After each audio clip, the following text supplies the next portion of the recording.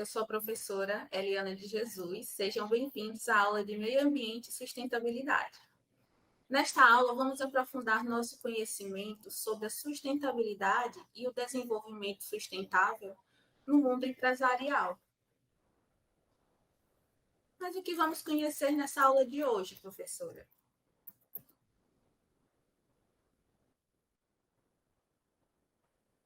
Nós vamos falar um pouco sobre o desenvolvimento sustentável e o mundo empresarial, a relação entre a sustentabilidade, né, nas organizações atuais.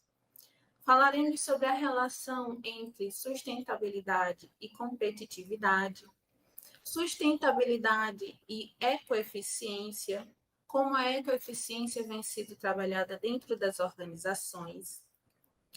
A sustentabilidade é a imagem da organização. Veja que nos dias atuais é cada vez mais importante que as organizações se preocupem com a sua imagem no mercado e a sustentabilidade vem sim contribuindo para isso. Outro ponto que abordaremos nesta aula de hoje é a sustentabilidade e os requisitos legais. Quais são os principais requisitos legais que as organizações precisam ficar atentas para poder atuar no mundo globalizado com um olhar voltado para a sustentabilidade? Traremos também alguns exemplos e, principalmente, aquelas empresas que se destacam na atualidade. Finalizaremos nossas aulas trazendo alguns informes gerais que vão contribuir para o seu bom desempenho na nossa disciplina. Iniciando sobre o desenvolvimento sustentável e o mundo empresarial. Bom, como iniciou as iniciativas empresariais nessa vertente? Vamos entender um pouco sobre isso?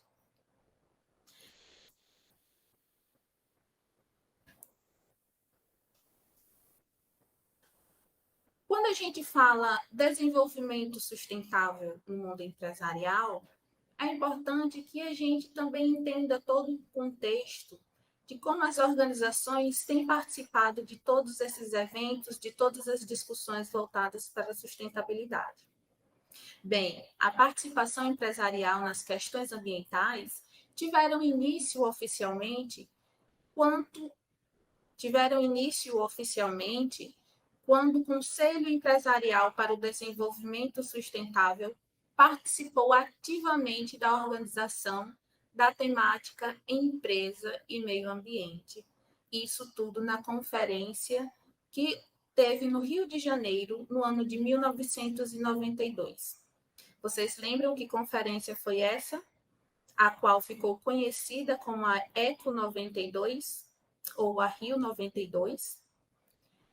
Essa temática, né, o Conselho Empresarial, ele foi presidido pelo presidente Stefan Schmidten.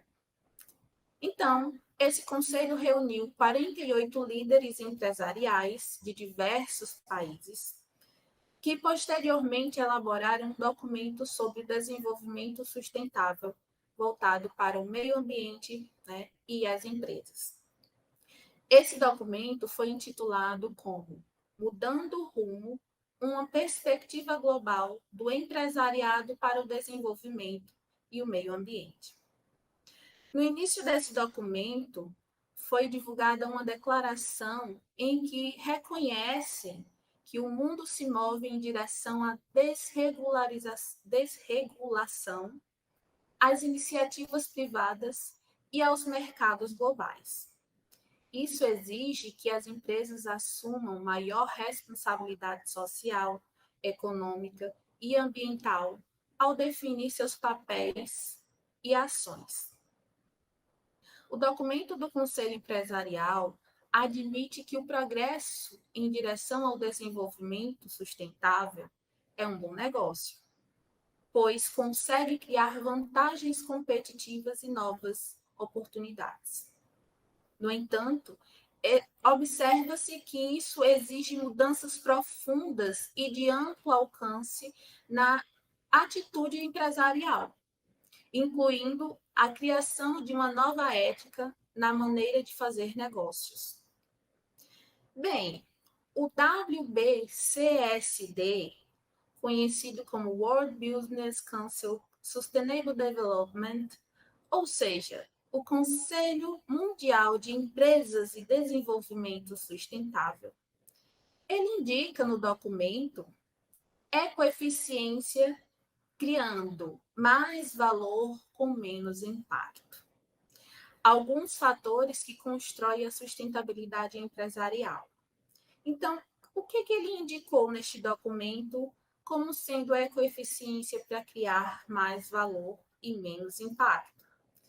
Ele aponta medidas governamentais, incentivos, competitividade através de novos produtos, novas competências, visão de negócio ecoeficiente, dentre outros pontos que foram elencados nesse relatório. Bem, esses fatores contribuem para a construção de um rol de indicadores de sustentabilidade empresarial. Inclusive, sugiro que vocês possam pesquisar um pouco mais sobre o GRI, que é um relatório de sustentabilidade abordando as vertentes empresariais. Em abril de 1998, no nosso país, aqui no Brasil, a Conferência Nacional da Indústria, a CNI, define e publica uma declaração de princípios da indústria para o desenvolvimento sustentável, iniciativa que permite o incremento da divulgação da perspectiva de maior interação entre a economia e o meio ambiente junto ao empresariado. Desse modo, foi possível perceber a penetração do conceito de desenvolvimento sustentável no meio empresarial e que ele tem se pautado mais como um modo de empresas assumirem formas de gestão mais eficientes, como práticas identificadas com a ecoeficiência e a produção mais limpa, do que uma elevação do nível de consciência do empresariado em torno de uma perspectiva de desenvolvimento econômico mais sustentável. Embora um crescimento perceptível da mobilização em torno da sustentabilidade, ela ainda está mais focada no meio ambiente interno das organizações, voltada prioritariamente para processos e produtos. É um grande avanço, sem dúvida nenhuma, tornando-se como marco no ano de 1992, lá na Eco 92, mas ainda falta muito para que as empresas se tornem agentes de um desenvolvimento sustentável, socialmente justo, economicamente viável e ambientalmente correto. Mas, professora, como a sustentabilidade pode influenciar na competitividade das organizações? Vamos entender um pouco sobre isso, falando sobre a sustentabilidade e a competitividade. Como ela pode influenciar na competitividade das organizações? Segundo o portal Terra, sustentabilidade virou um sinônimo de competitividade. Para especialistas no Fórum de Sustentabilidade, não faz mais sentido voltar atrás nesse movimento, independentemente de política vigente. A sustentabilidade é um fato real da nossa atualidade. No painel Melhores Práticas para os Desafios Socioambientais, Marina Grossi, presidente do Conselho Empresarial Brasileiro para o Desenvolvimento Sustentável, o CEPTES, apontou que a discussão acontece num momento muito oportuno. Para ela, o Acordo de Paris, tratado assinado por 195 países para conter o aquecimento global, e os Objetivos de Desenvolvimento Sustentável, ambos estabelecidos no ano de 2015, fizeram com que a sociedade passasse da sensibilização para a ação. Muitas empresas buscam as melhores práticas, compartilham experiências e em seu portfólio a área de sustentabilidade cresce mais do que as áreas tradicionais. Ela observa muito bem. Para a Marina Grossi, o Brasil tem vantagens competitivas decorrentes dos grandes ativos da biodiversidade. Veja o que ela diz. O desenvolvimento sustentável entrou definitivamente na conta da competitividade internacional. O setor privado se organizou e se comprometeu com a sustentabilidade, mas para ampliar sua participação, é preciso colocar os competidores do mesmo lado. Ela ressaltou ainda que a competitividade se impõe quando se extrapolam as fronteiras das empresas, da comunidade e do governo, e que o Brasil, o qual é signatário do Acordo de Paris, pode ter vantagem ainda maior na nova geopolítica mundial. Quando os Estados Unidos disseram que saíram do acordo, afirma Marina Grossi, suas empresas se manifestaram de imediato, deixando claro que para elas era mais interessante cumprir o previsto no acordo. Ou seja, sustentabilidade significa também competitividade e lucro. Sua opinião é compartilhada também pelo diretor do Pacto Global para a Sustentabilidade da ONU, Carlo Pereira. Carlo Pereira ressalta que as mudanças climáticas estão atreladas a questões energéticas, hídricas e sociais. Veja o quanto nós temos sofrido nas últimas décadas, principalmente nos últimos anos, em relação às mudanças climáticas, e que também vivenciamos atualmente uma crise hídrica e energética bem expressiva.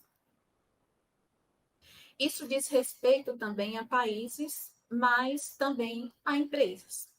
Então, não somente os países devem se preocupar com essas questões voltadas para o meio ambiente e a sustentabilidade, mas as empresas também são afetadas. A Agenda de Desenvolvimento Sustentável é a principal lista de tarefas da humanidade, com desafios integrados, interligados e indivisíveis, afirma Carlo. Sabendo disso, é importante entender o conceito de ecoeficiência, tendo em vista que, sendo algo tão buscado pelas organizações atuais, é importante para que você, como gestor, saiba o que isso significa e como ele pode trazer benefícios para as organizações. Então, vamos falar nesse momento sobre a sustentabilidade e a ecoeficiência. O que é ecoeficiência para você?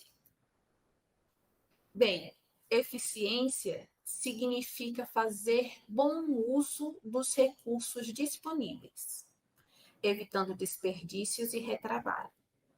A ecoeficiência é usar melhor os recursos naturais. Ou seja, uma empresa ecoeficiente consegue praticar um preço competitivo, satisfazer as necessidades humanas e proporcionar qualidade de vida, enquanto consome recursos naturais de maneira reduzida, respeitando a capacidade de sustentação do planeta. Veja que a ecoeficiência é uma forma de se utilizar os recursos disponíveis da melhor forma possível, e esses recursos com um olhar mais amplificado para os recursos naturais. Uma empresa ou um sistema ecoeficiente é considerada, assim, ecoeficiente por conseguir produzir de acordo com 7 elementos fundamentais, que são, em primeiro lugar, minimizar o uso de materiais, dos bens e serviços. Isso acaba influenciando também na ecoeficiência. Em segundo lugar, minimizar o uso de energia na produção de bens e serviços. Veja que os recursos naturais sendo bem trabalhados no processo produtivo, pode sim contribuir para que essa organização se torne ecoeficiente.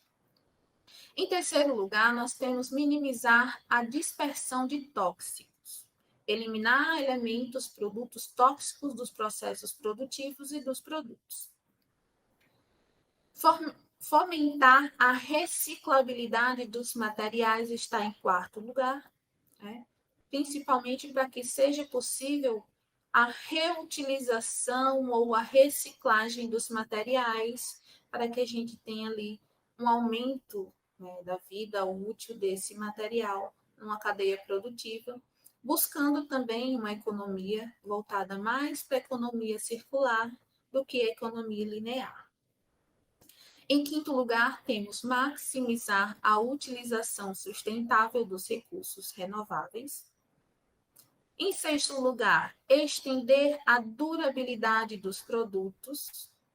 E, por fim, promover a educação dos consumidores para um uso mais racional dos recursos naturais e energéticos. Olha como é tão importante a gente entender sobre a ecoeficiência e a sustentabilidade dentro das organizações. Isso tudo influencia na imagem da organização. Então, um outro ponto que eu quero trazer para vocês é a sustentabilidade e a imagem da organização. Quais as implicações na imagem da organização por adotar uma gestão sustentável? Bom, como vimos, a sustentabilidade pode impulsionar a vantagem competitiva das organizações. Adotar uma postura responsável com o planeta, com as pessoas e com a própria conduta corporativa tem se mostrado algo muito assertivo para a longevidade dos negócios e para o fortalecimento e a reputação de marcas. Basta notar como as estratégias de ESG, para quem não conhece, o ESG é o Environmental, Social and Corporate Governance, né, que significa o ambiental, social e governança dentro das organizações. Essas estratégias vêm ganhando cada vez mais repercussão e se tornando critérios para a alocação de investimentos e gestão de risco nas organizações. Entre os principais impactos positivos gerados pela inserção de práticas empresariais sustentáveis está a melhoria da imagem da empresa junto aos consumidores e junto à comunidade em geral. A organização que deseja ter sucesso e agregar valor aos clientes adota medidas para minimizar os impactos ambientais, que inclusive vêm sendo cada vez mais sendo implementadas e cada vez maiores por conta das ações humanas. Outro ponto que vem impulsionando as organizações na adoção de práticas sustentáveis são os requisitos legais. Então, falando um pouco sobre as sustentáveis e os requisitos legais, quais os principais requisitos legais que uma organização deve cumprir para que ela esteja aí dentro, né, e contribuindo para a sustentabilidade? Isso vai depender muito do tipo da empresa e do segmento a qual ela está inserida. Bom, esses requisitos legais, eles vão direcionar essa organização para que ela possa contribuir, né, para a sustentabilidade e causar menos impactos ao meio ambiente. No nosso país, a gente tem algumas que são requisitos básicos para as organizações, como o artigo 225 da nossa Constituição Federal, que dá embasamento para os os demais requisitos legais no nosso país. Destaque para vocês também a Política Nacional de Resíduos Sólidos, através da Lei 12.305, pois esta vem direcionando as organizações para um melhor gerenciamento dos resíduos sólidos, através do Plano de Gerenciamento de Resíduos Sólidos, e contribuindo também para a destinação final adequada e a reciclabilidade de alguns materiais, melhorando assim também a sua eficiência interna. Outro ponto que, inclusive, é ressaltado pela Política Nacional de Resíduos Sólidos é a logística reversa obrigatória, pois alguns materiais devem retornar aos seus fabricantes para que os mesmos possam dar aí a destinação final adequada. Trago para vocês também a norma da ABNT 10.004, a qual trata da classificação dos resíduos sólidos. É importante poder fazer essa classificação para que você possa identificar qual a melhor forma de direcionar esse material, para que ele possa ter a sua destinação final adequada. Resoluções do CONAMA também para a regulação dos níveis atmosféricos, né, de emissões atmosféricas, são também tratadas pelas organizações que têm aí emissões atmosféricas. Nós vimos lá na nossa aula de meio ambiente e ecologia que a poluição ela pode vir aí através de alguns resíduos, né? Podem ser resíduos sólidos, resíduos líquidos e resíduos gasosos, né? Os resíduos sólidos, falamos resíduos sólidos mesmo. Resíduos líquidos, nós tratamos como efluentes líquidos. E os resíduos atmosféricos, né, os gasosos, nós tratamos por emissões atmosféricas. Além dessas legislações, uma que eu trago para vocês é a que trata do licenciamento ambiental. Toda organização que tem impacto significativo ao meio ambiente, ela deve sim ter uma licença prévia, uma licença de operação, uma licença de instalação, tá? E isso poderemos ver em outras aulas.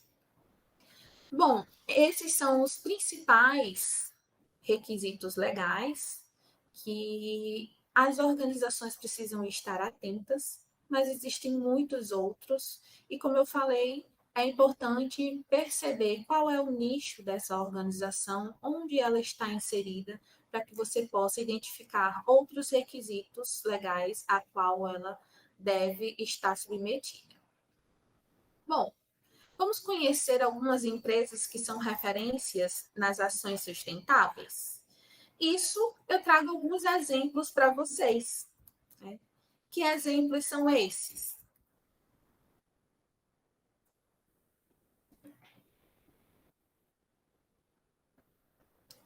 As empresas ecológicas e sustentáveis buscam que o universo empresarial e a sustentabilidade elas caminhem de mãos dadas.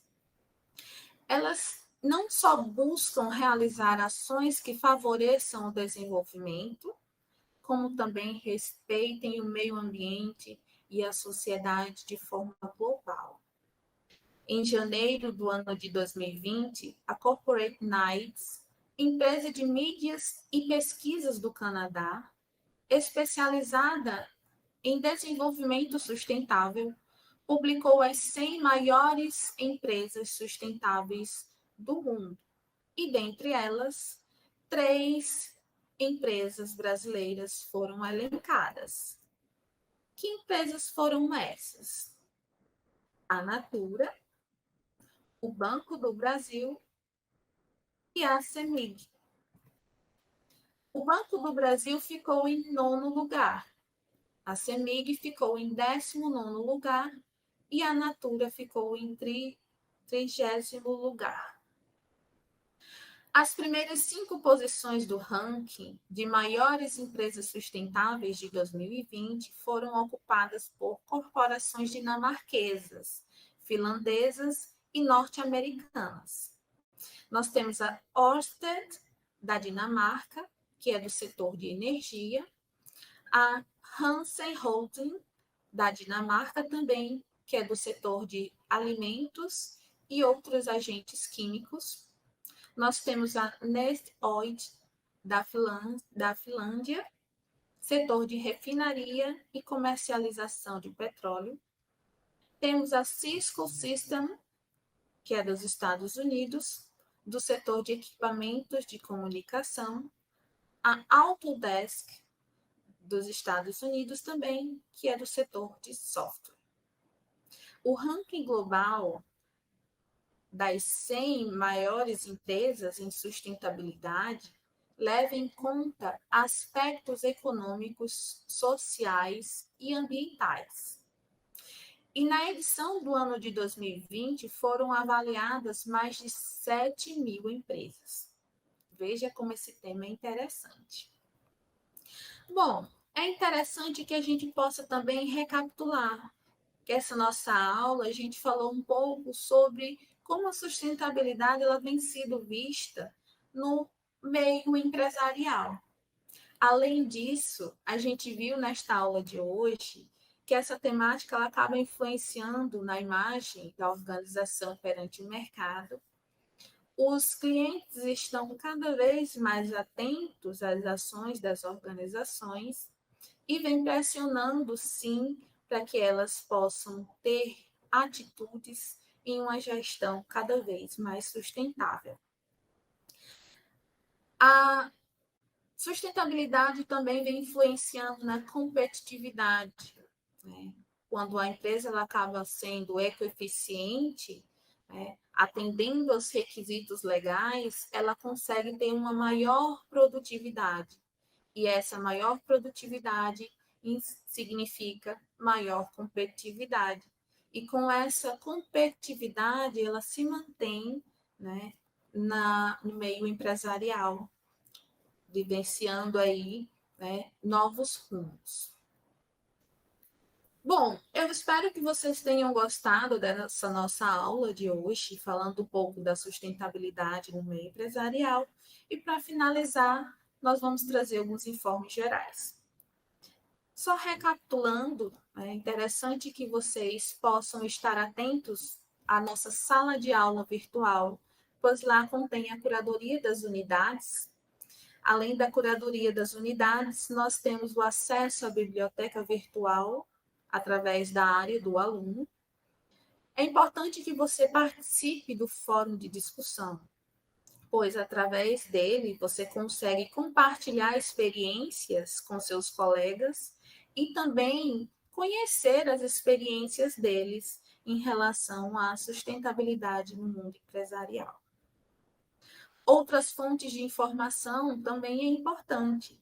Então, sugiro que vocês possam fazer outras leituras, né, em artigos científicos, artigos de congressos, artigos publicados em sites noticiários, para que vocês possam ampliar os conhecimentos e veja também como essa temática vem sido trabalhada na nossa atualidade. Eu espero que vocês tenham gostado da nossa aula de hoje. Bons estudos e até mais!